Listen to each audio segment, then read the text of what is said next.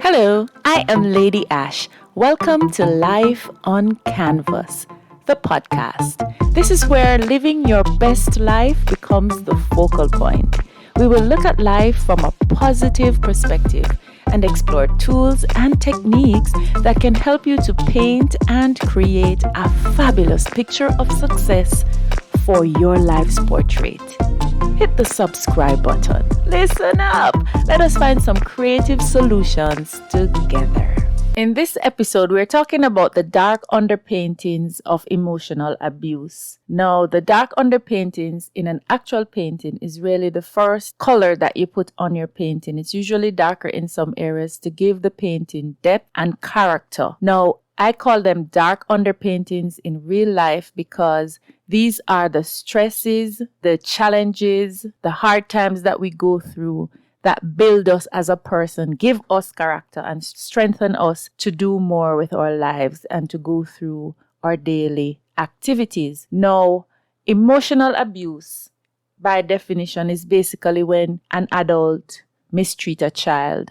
You judge them, you threaten them, you reject them, and you will withhold feelings of love from them. And sometimes you will even go as far as to say that they're worthless and they're no good. Unfortunately, that was my reality as a child. And for 17 years at home, I was abused emotionally and otherwise. But in this, we're talking about emotional abuse. Now, this has made me very sensitive. And of course, as a teenager, growing up, I did not know how to process this. I didn't even know what it was. All I knew was how to just get through each day and to just try and do the best I can to cope with the life that I was given. Now, we're going to add color and highlights to this painting by talking about some of the things that happened. As a child, I found art as my savior. I used to wallpaper my pit latrine, or what we call in Jamaica, pit toilet, where I took pictures from magazines and I would paste them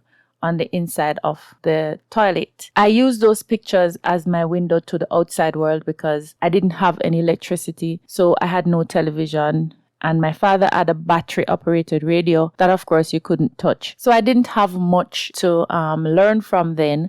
We had little or no books, just the books that the government issued. And I just decided to create a whole world for myself through these magazines that my mom would take home from work. And of course, we use the newspaper and some of the magazines as toilet paper for us to use the bathroom. It is what it is. It's life on canvas. I'm keeping it real. So that was just my reality then. And I didn't really have a lot of persons to look up to as a child. Growing up in the inner city, in the ghettos, when you are poor, all you have around you are poor people and poverty. But there were persons who were in tune with God. There were persons who were making a living. There were persons who were entertaining for me. And so I just look forward to three persons in particular.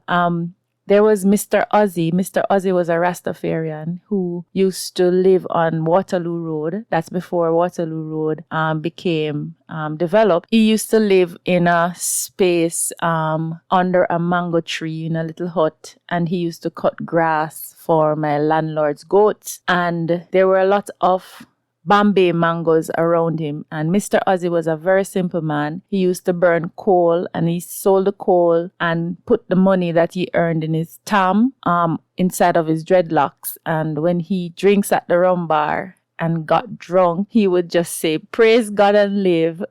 And he would just throw the money all over the bar, take off his tam. And that's how he would lose his money a lot. But Mr. Ozzy was a very simple man, and he was a friend of my father's. And he would visit the house and come and share with us and, tell us stories and so on. And he used to bring me mangoes. He was very fond of me. He used to tell me a lot of stories. And he used to always talk about God and just living a simple life. I am going to get emotional, so forgive me for that. But Mr. Ozzy was one of those persons that made me feel like a person and made me felt like I mattered. and I give thanks for him. God rest his soul. Then the other person was Mr. Sonny. No, Mr. Sonny was a union delegate. And as a child, that I didn't know what that meant. But as an adult, I realized how important a union delegate is. And having been one myself and being a part of the union, it is so important to have persons to be there for you, to support you, to help you through hard times, and to be an advocate for the things that you want when sometimes you don't have a voice for yourself. So that was Mr. Sonny. And then the third person was Miss Rainis. Miss Rainis was a friend of my mom, and Miss Rainis was just a wonderful woman. She was just amazing. She had, 3 beautiful, or maybe 4 kids, I think. But I used to see 3 of them all the time. And she took very good care of her family. She lived on the other side of Grandspend near Shortwood Road. And she would visit my mom's, and they would spend a lot of time talking about her employer and all the things that was happening in her life. And I used to just sit under the cellar and listen to the stories, and I was quite entertained by Miss Rainis and the things that she would talk about. She was a very decent woman, and her stories always make me feel that there must be more to life than just living to be a household helper, to live at the whims and fancy of others, and to just live from a very meager existence. So those were the 3 persons who I had to look up to. It was very challenging for me to deal with Mr. Sonny for a lot of different reasons, but Mr. Ozzy was my man. I looked forward to seeing him. I sometimes would climb the church tree, just looking out to see when he was coming, because I know he's coming with a lot of good vibes, a good life. Now, my father was very different. He had times when he was very pleasant and very happy and cheerful, and he taught me a lot of stuff, especially about the Bible. And he taught me, we used to spend a lot of time talking about God too. But I think my father was in a bad place for most of the life that I remember him having. He was very abusive verbally and physically. He drank, so of course he would come home from the rum bar and he was just talking a lot of crazy things. I'm not sure if he was really joking, but some of the things he said he never did. But then he went ahead and did things that nobody thought he would have. Father was very troubled, and he used to drink a lot and smoke marijuana and just say crazy things. Some of the crazy things he said, he actually never did, but I honestly believe that he was going to. One of the things he used to tell me is, I'm going to kill everybody in this family. Like graphically explaining how he's going to hang us up on the light poles and on the light wire, and everybody would pass and see us up there. I mean, gruesome, ugly descriptions of how he's going to murder everybody in the family. Things that you would see in like horror movies. And he would say these things to us. And I mean, I remember asking him, Daddy, you're going to kill me too? And he said, yes, you're the first one. And of course, followed by expletives before and after that statement. And I used to be so afraid of my father. So afraid that he was going to murder us. And I was like, I'm just a child. I can't die. But then after years of seeing him sharpening his cutlass with his file, just sitting down, sharpening, saying, I'm going to kill you all. One day I'm going to be alone in this house because everybody's going to die. It's scary, but after a while, it became the norm. And my thing is, look, if I'm going to die, I'm going to live.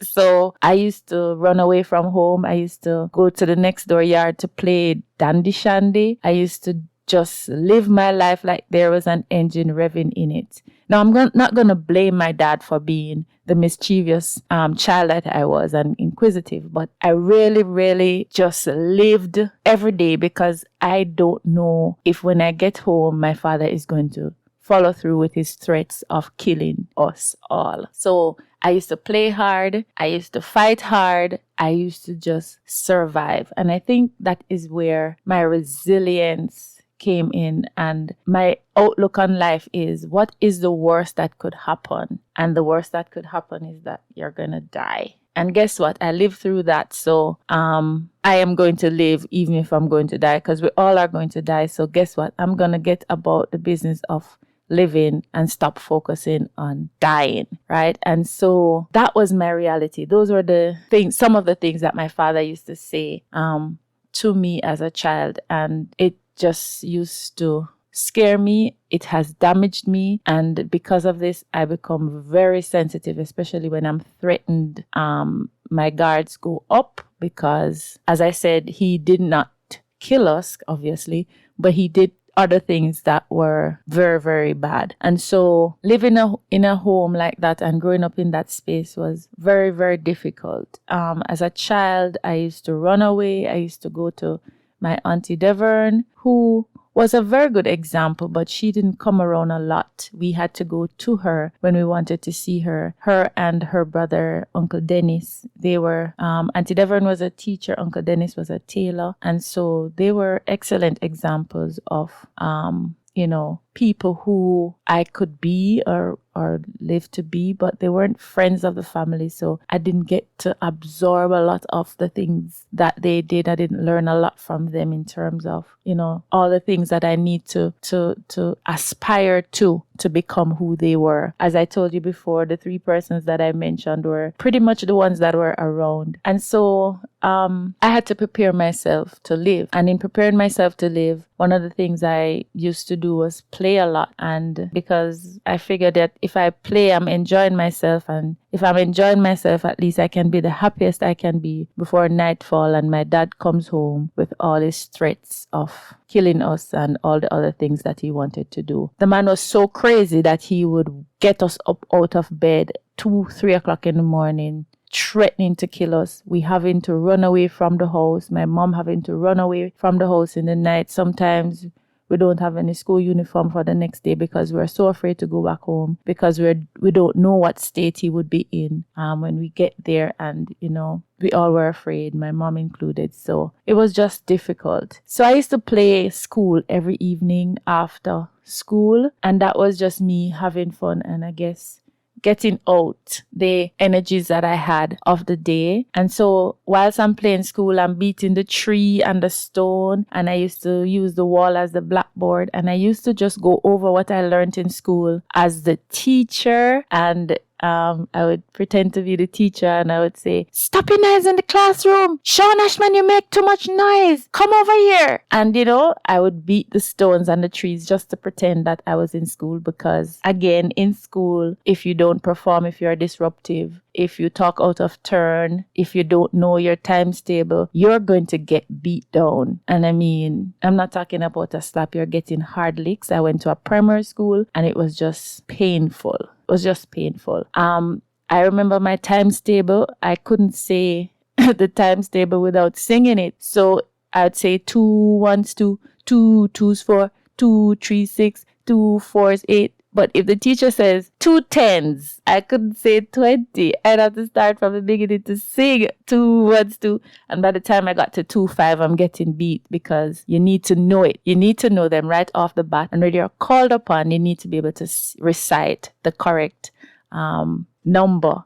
Now, of course, I just went through school. Some things I remember, some things I don't. I just know that God brought me through a lot of these things because I just don't know how I made it. And so, as I say, I prepared myself to live. I prepared myself to survive. And that has been my modus operandi up to being an adult to this very day. So when people threaten me and talk nonsense and shout at me and do all of that stuff, yes, it causes me to step back. It causes me to think because I feel threatened. And yes, sometimes I'll cry, but at the end of the day, that is just strengthening me to move forward, strengthening me to, focus on my objectives in life, on my plan in life so that I can overcome and just to live with a fire in my heart. And so everything that I do on purpose. Everything that I do with passion because everything that I do is for an outcome. And that outcome is for my better development. So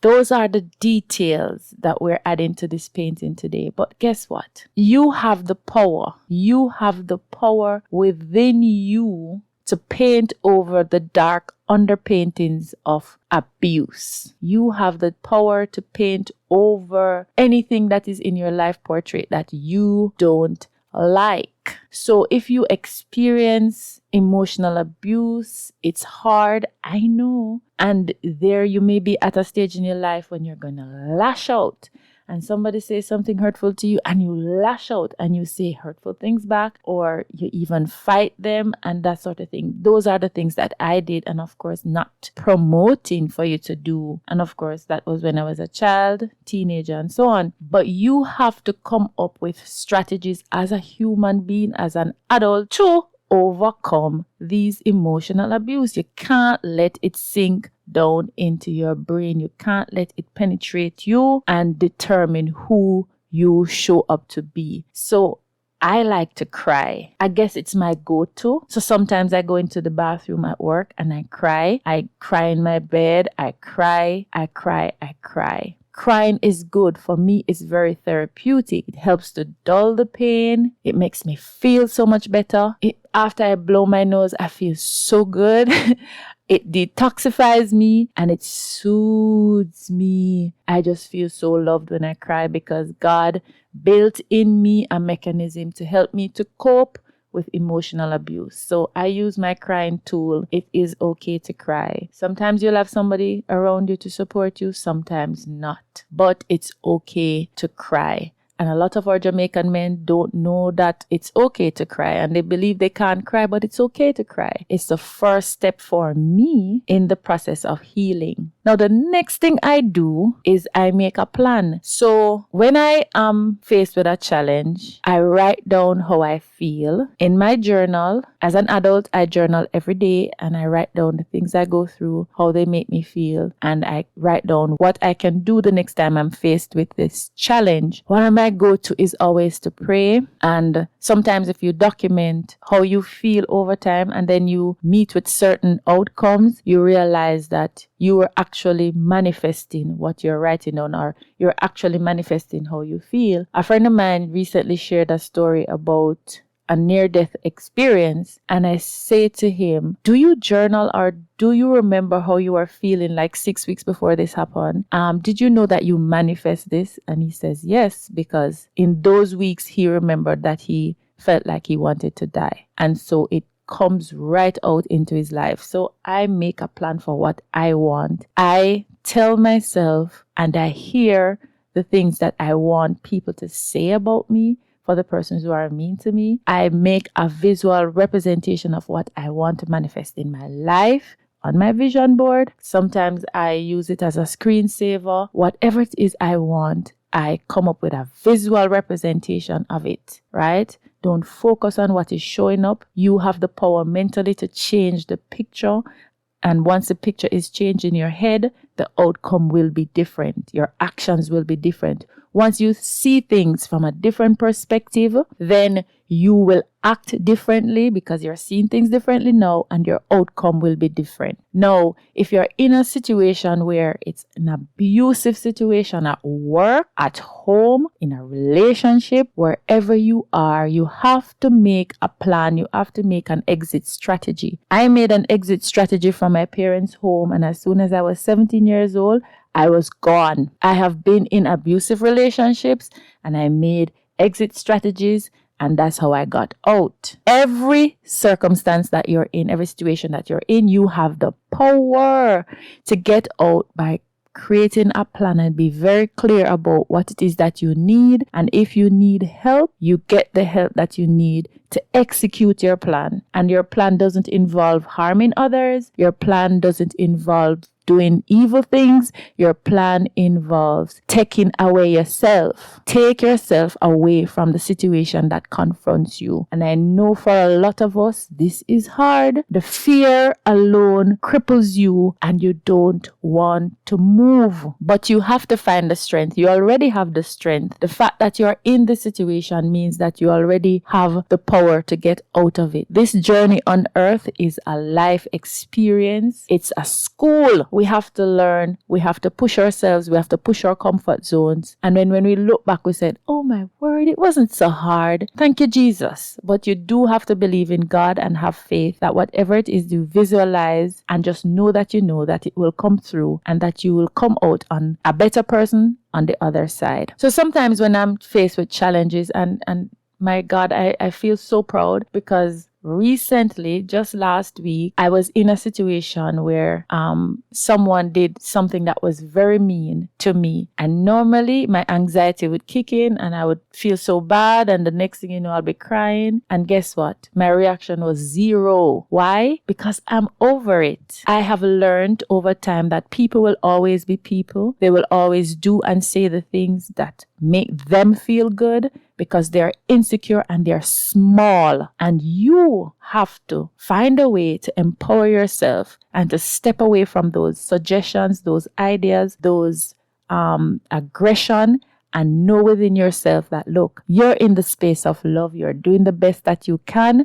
And that's all you need to do. Find a thought, an idea. Remember your why, whatever it is you need to do to keep you in a good space and to keep you grounded, right? And this takes time. And I know this is something I've worked on for a minute. But when I got the results last week, I was feeling so good because I did not take it personally. It did not affect me emotionally. And I was just able to smile and say, boy, the more things change, the more they remain the same. And I just left it there. Some things that you can say to yourself, you can come up with an affirmation. No weapon formed against me shall prosper. I'm a child of God and He loves me. Whatever it is that you do, you replace that thought and that feeling with a different thought and a different feeling. You have to live your life on canvas because you are in fact a work of art. You have the power to paint out the dark underpaintings and paint instead a beautiful, colorful picture for your life. One of the things I love, absolutely love, is just music. I remember when I was in Wisconsin doing my first degree, I was so